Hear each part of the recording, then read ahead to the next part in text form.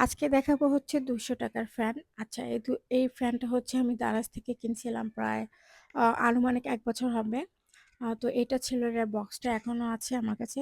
আমি চিন্তা করছিলাম এটার বক্সটা ফ্যানটা আমি যখন ইউজ করব সেটা নিয়ে আমি একটা রিভিউ করব।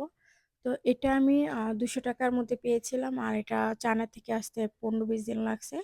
আর এই যে ইউজ করতে, করতে বেল্টের কালার হচ্ছে ডিসকালার হয়ে গেছে। আর এই যে আমি এখানে বেল্টে গিঁট্টো মারছি। রিজন হচ্ছে এটা আমি আমার মেয়ের জন্য কিনছি যেহেতু ওকে নিয়ে আমার অনেক বাইরে ট্রাভেল করতে হয়, বের হতে হয়। আর গরমের দিনে হচ্ছে এটা কেনা হইছে।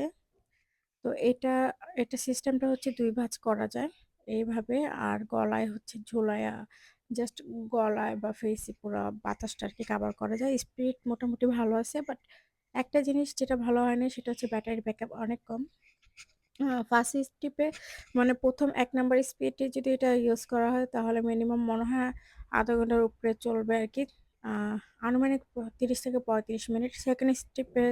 সেকেন্ড ক্লিকে চলবে হচ্ছে ২০ মিনিট আর থার্ড স্পিডে চলবে হচ্ছে ১০ মিনিটের মতো।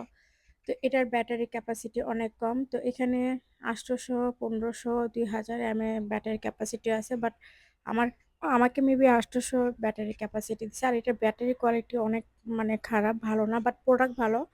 প্রোডাক্টের যে প্লাস্টিক বা প্রোডাক্টের যে মুভমেন্ট বা পুরোটাই হচ্ছে যেটা বানানো হইছে। আর এই যে হচ্ছে ডাটা কেবলটা অত চার্জ হয় না। আমি অন্যটা দিয়ে চার্জ দেই।